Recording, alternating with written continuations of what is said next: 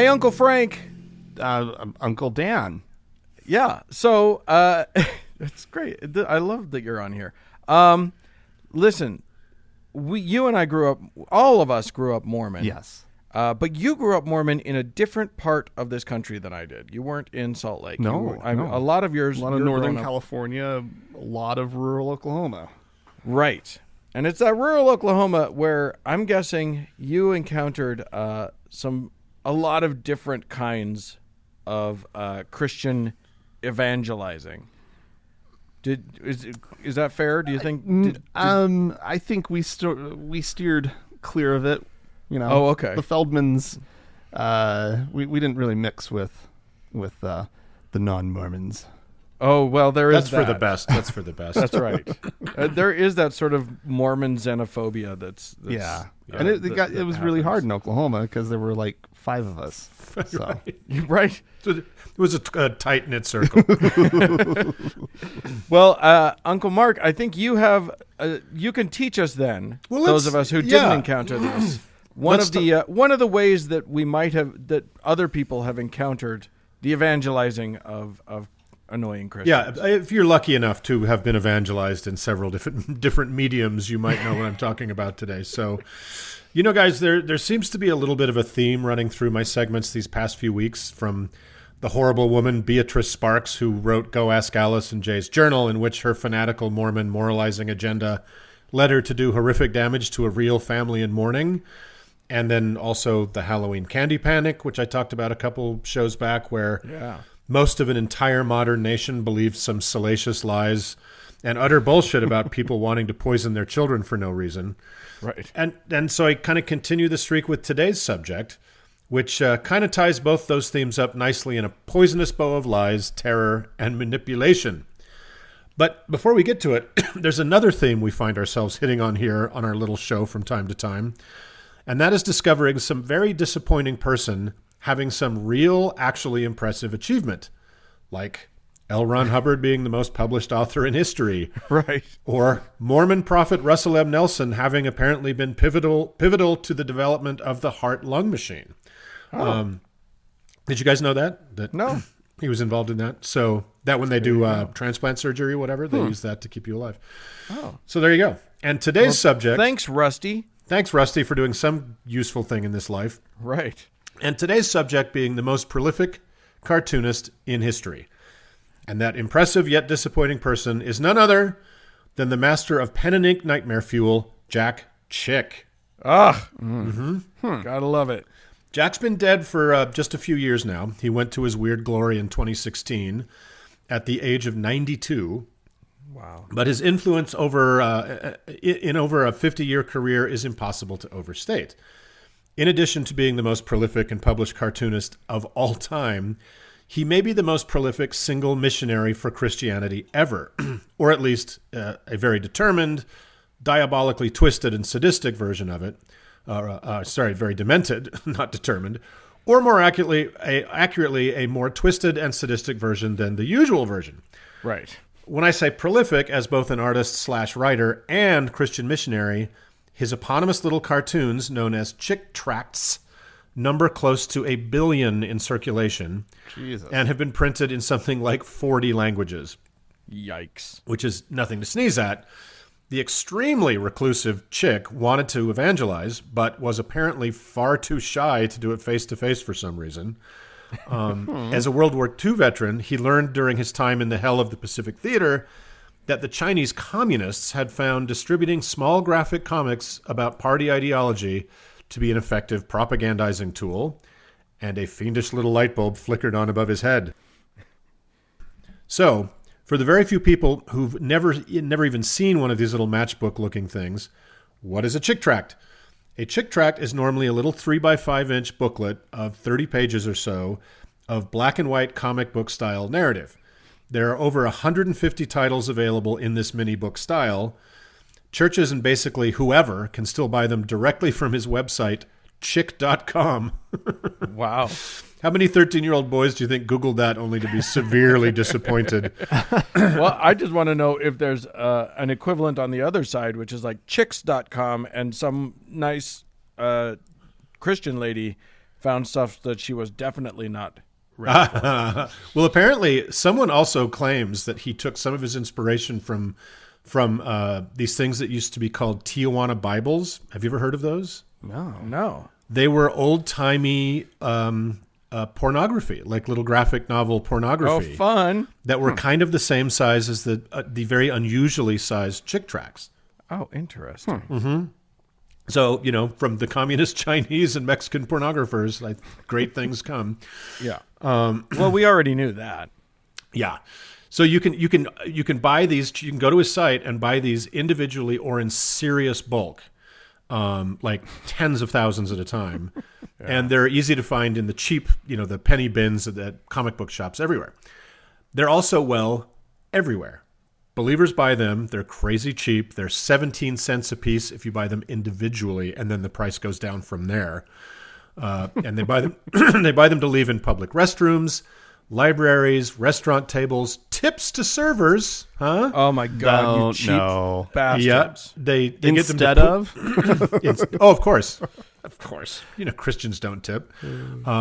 They get them to push through the vents in school lockers. And most super awesomely, to give out rather than candy on Halloween, for the kids. Oh, maybe I have seen these. Yeah. Okay. Black and white little morality tales. Maybe. Yeah. So why is this a shitty thing to give to a trick-or-treater on their super fun night, Uncle Mark? Well, as I described a couple shows back when we talked about the Halloween candy panic, I think ruining the kids' fun with apples, with or without razor blades, is mean and should not be done.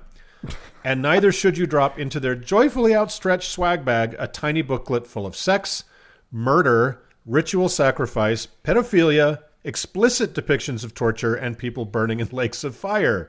I don't know. That sounds pretty Halloween-y to me. It is a very Halloween-y thing, but my God, you should see some of these things. That's not cool. If you're that big an asshole, just give them a poison apple.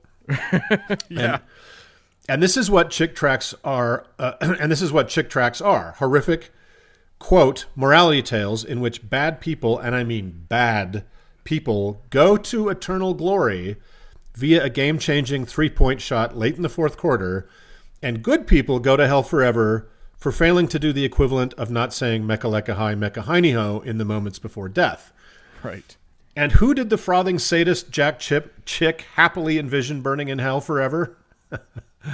How much time you got? Here's a partial list. Let's see. We got Muslims, fallen women, loose women, women who take jobs outside the home, mouthy women, women who imagine sex, evolutionists, psychiatrists, psychologists, cool kids, doctors of pretty much every stripe, Buddhists, Hindus, every single letter of the LGBTQI spectrum, people who have the temerity to immigrate to America while failing to be white, rock stars, rock fans, people who like sci-fi movies, anyone with an addiction of any kind, research scientists and epidemiologists, very current, communists, Mormons, obviously, close to 99% of Christians generally, and above all, Catholics. Ave Maria, Gracia Plena, did he fucking hate Catholics. What about cartoonists? Did he ever... Probably every other cartoonist, sure. Yeah, everyone that wasn't him, sure. In that last way, he's not outside the evangelical mainstream in America. The Pope and his empire have long been despised and distrusted by the evangelical Christian right here, but Chick was really on the sprinting forward edge of that particular hatred. Now, you guys will know, as we've exhaustively examined on this program and probably quite a bit over on TGIA, there are many problems with the Catholic Church. What? We could do a podcast about those issues alone, which include things like crusades and conquests and holy wars and cheerleading the enslavement of human beings, your rapes, your genocides, the destruction of numberless cultures, plunder, the selling of prepaid forgiveness for all the aforementioned horrors, causing generations of suffering and poverty by fighting birth control and abortion, and, running a tax-exempt global child rape industry and protection racket from behind the walls of their sovereign train set. Those are all called actual reasons to have disdain for the Catholic Church. Right. But not a single one of those even rates as a problem worth mentioning in the mold-compromised mind of Jack Chick. His issue with the Catholic Church is that it's Satan's tabernacle, a rebranded version of an ancient Babylonian religion as outlined in an 1853 screed by American Protestant Reverend Alexander Hislop. called The Two Babylons. It's hysterical in its anti-Catholicism and a pretty wild conflation of the biblical King Nimrod and some other tidbits of Babylonian mythology. In it, the hyper-masculine, belligerent King Nimrod is fuck buddies with the most beautiful woman who has ever lived, Semiramis. But it's a story from the ancient Near East, so naturally, Semiramis is not only Nimrod's wife, but his mother as well, and claims that the son they bore together was also a reincarnation of Nimrod himself, and Semiramis claimed, after all this inning and outing, that she was still a virgin, proving there are no new ideas. The upshot of this tale is Semiramis is the alpha, the superior of the powerful but brute Nimrod, and coming from this, Chick sees the Catholic veneration of the Queen of Hell, a.k.a. the Virgin Mary. Because of this horrifying divine feminine mythos, Chick alternately referred to the Catholic Church as the whore of Revelation, the mother of harlots, the mother of abominations, and, of course, the whore of Babylon. Did he say all these things in his tracts? Yes, absolutely. Wow. These are for kids, friends. Just Pretty so you much. know. They're for kids. And he did have a newsletter that he put out, kind of like Ron Paul used to have that weird libertarian newsletter. I was a subscriber. But it's great stuff. Otherwise, I think he gave one interview in his entire life. He was super, super reclusive. So Chick's hatred of Catholicism was built on the foundation of his seething misogyny and hatred of human sexuality. He also drew comics showing how the final pope would be the actual Antichrist who would usher in one world government which would exterminate every Christian in the world. He credited much of this sizzling, hot-breaking news about the Vatican to a collaborator of his, an alleged disaffected Jesuit turned actual Christian named Alberto Rivera, who these days runs the Antichrist Information Center out of Canoga Park. It's right there by the 405. Yeah. So Rivera is a blue ribbon loon who claimed the Vatican, specifically through the Jesuits, started both the Nazi and Communist parties worldwide. Sure. Started both world wars, somehow orchestrated, and for some reason, the Jonestown mass suicide homicide, and shot their own Pope, John Paul II. So that's all probably true. Yeah.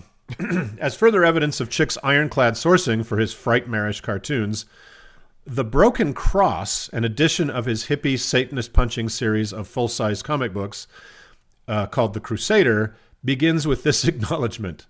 Quote, "My deepest appreciation to Johnny Todd," and for some reason Lance in parentheses, "ex-Grand Druid over 5,000 witches' covens for the authority of the occult information used in this story."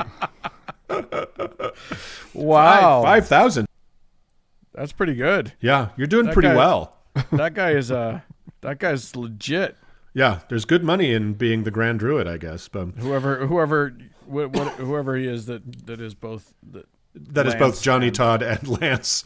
Yeah. So yeah, legit, right? But back to his pathological anti-Catholic hatred. Aside from Catholicism's long and celebrated veneration of women that he apparently detected, he despised the Catholic idea that one could work one's way out of certain damnation by good deeds and works. Chick was like, fuck that noise. It's faith and faith alone by which one is saved. You can shove your good deeds right up your conclave, Guido. So this gets us back to what I said earlier, where bad people make a 3-point shot before the buzzer and go to heaven forever. Right. He delights in this fucking loophole approach to salvation.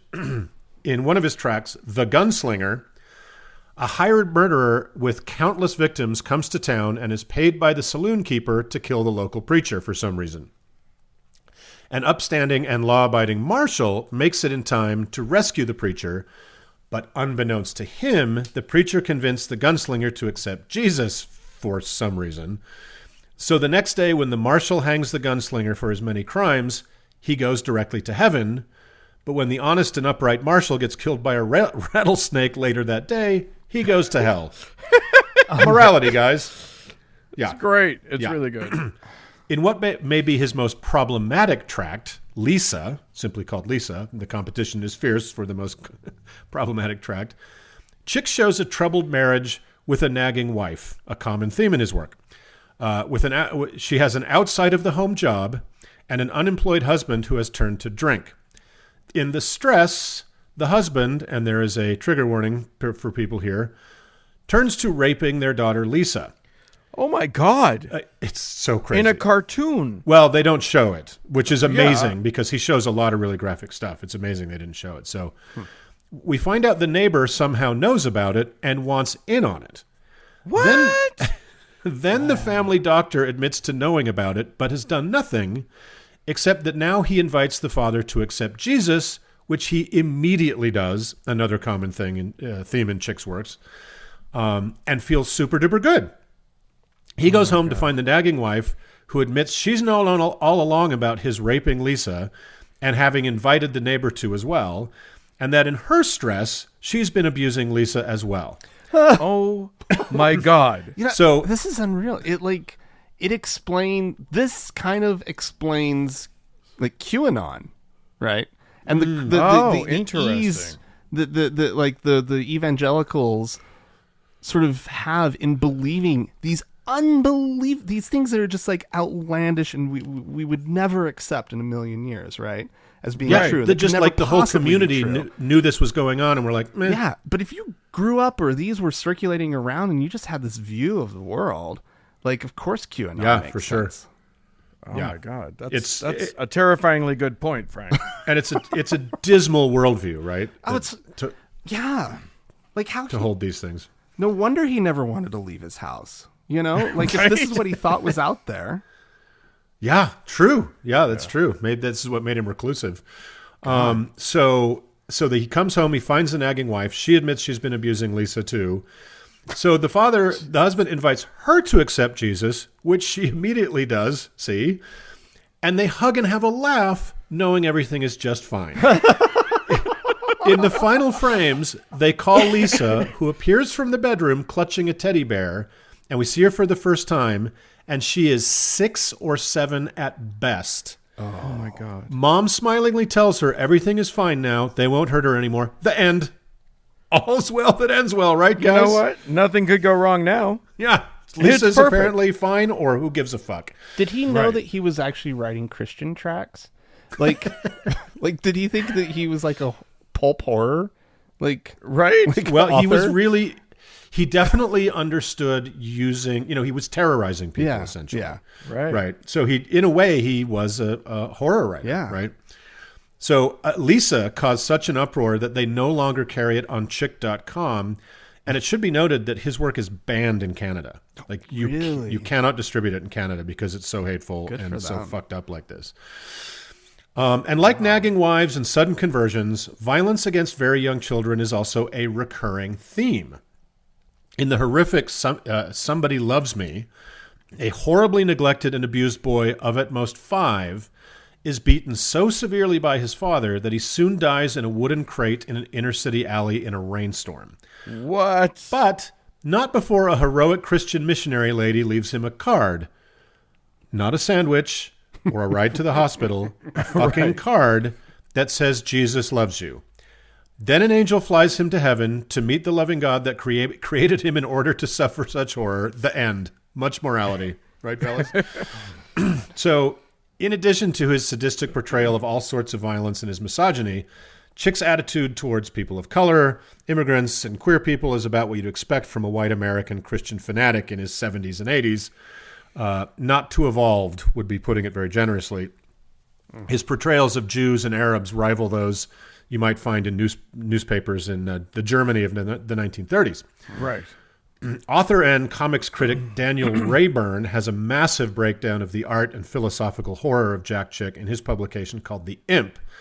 That's well worth a read for anyone wanting to dig deeper into the abysmal rat's nest of Chick's mind.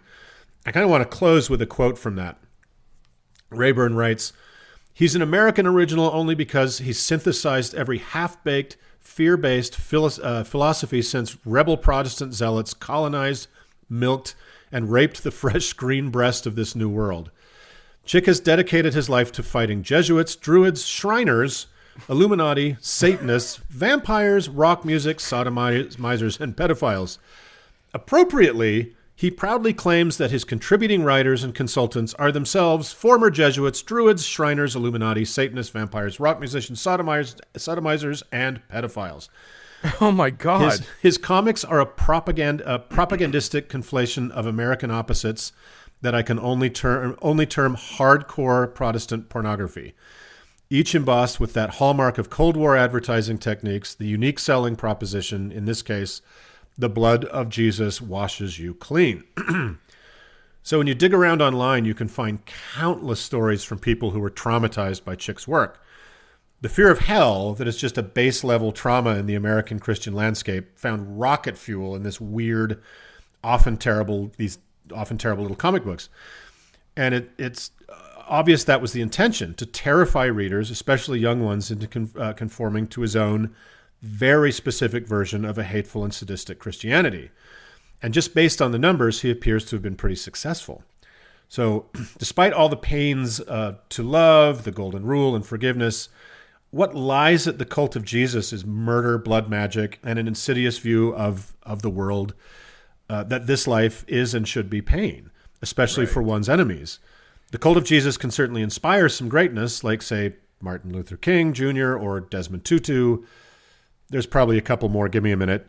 But just as often, and maybe more so, all the same texts and words create monsters like our own American Christian terrorist, Jack Chick. So that's the loves and lives of Jack Chick, guys. It's amazing. You know, I've heard definitely about these things being dropped in, in kids' trick-or-treat bags or whatever. Yeah. The thought, and some of them are just supposed to be cute little things. I'm looking at one right now that's called The Little Ghost. And it's all about like the evils of Halloween, which is delightfully ironic. Yeah.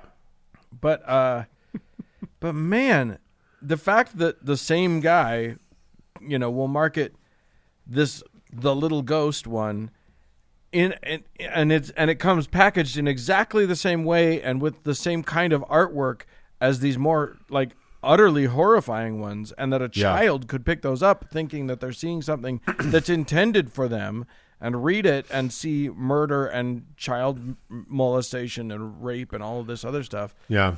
It's horrifying. Yeah. I mean, if you go to his website and just look up, or, you probably just Google it, someone to love me, Jack Chick, it's a wordless comic, right? It's just so children don't even have to know how to read to understand the comic.